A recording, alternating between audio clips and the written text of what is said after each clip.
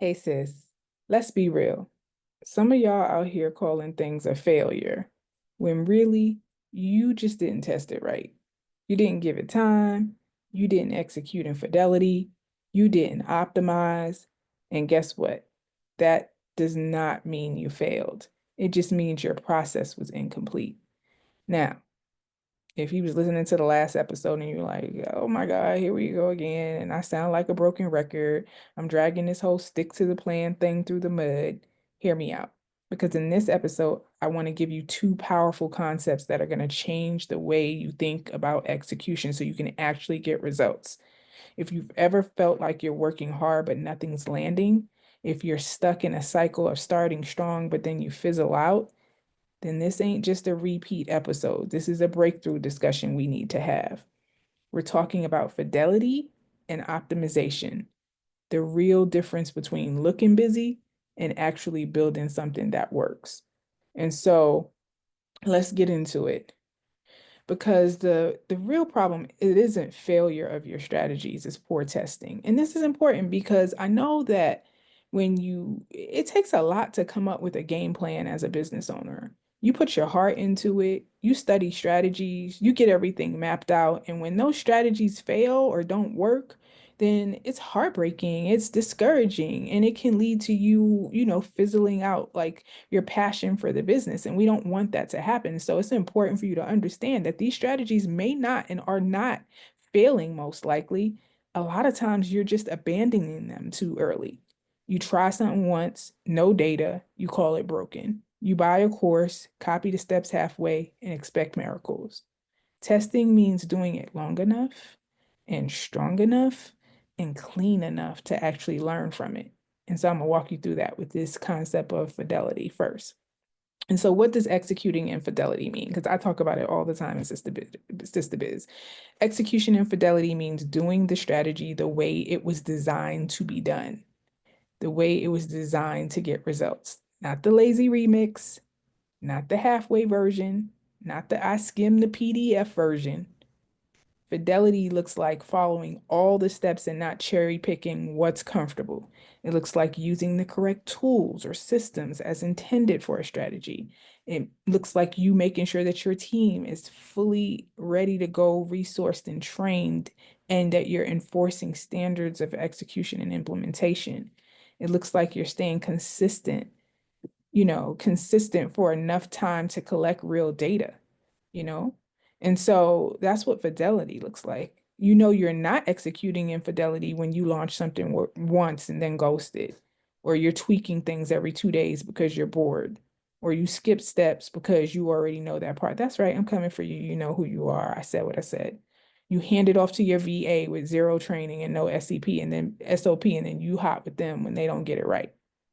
So that's all those things are issues with executing infidelity. And the reason I'm coming for you is because I want you to start looking at, like, as a CEO, how powerful it is for you to start executing infidelity. And when you decide that you're going to, analyze and choose a strategy that you deeply believe in, and you're going to put resources behind it, that you actually show all the way up in it, in the execution of it.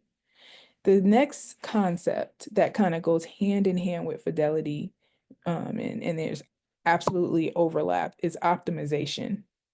And so I want to talk about optimization versus checking a box because we got a lot of box checkers where you're out here building pretty funnels and setting up CRMs and creating your customer avatar and saying you got it done. But often that's just the setup. That's not optimization. And so or you're engaging in the setup of the thing, the initial setup, not optimization. And so optimization means that you go from just the setup of something to the full study of the performance of that thing. You go into making sure it's fully up and working and tweaking it until it is. It means you're not scrapping the whole strategy or pretending it's fine when it's not. If your car is making noise, you go under the hood and you try to fix it. You don't go buy a new car. You run diagnostics and you figure out what needs adjusting until the car is working again. Maybe it's the brakes. Maybe it's the alignment. Maybe you need some damn air in your tires. Who knows? But the point is you go through that diagnostic process and you tweak things and fix things so everything is up and running fully. And you don't guess. Mechanics don't guess. They test, they ask questions, they study the system, and then they make the right fix, not just any fix. That's what optimization is about in your business. You don't just set it and forget it. You tune your strategy like a machine. You test different subject lines in your email strategy. You move the call to action up on the page for your web page optimization. You change your price or your offer flow based on actual results, not vibes. And so when you understand that, like, I want this strategy for my business, I want to use this strategy to grow my business, you're also committing to, you know, executing in fidelity, you're committing to optimizing that strategy. And that can take time and that can take resources and that can take money and can sometimes be frustrating until you get it up and running. But it's so rewarding on the other side when you get that strategy working. And yeah, there'll be times when you test something out and you run it with fidelity and you optimize it and you realize it was just like, it was a bust. You got to do something else. You got to pivot. And that happens too. But I want you to not get in the habit of labeling everything as that scenario. Our CTO at Sistahbiz has often said to us behind the scenes, and then also when she does trainings for us, the phrase learn cheap, learn fast, learn often. Because in business, you don't just win. You have to learn and you have to adjust and you have to do it cheap and fast and often in order to stay in business.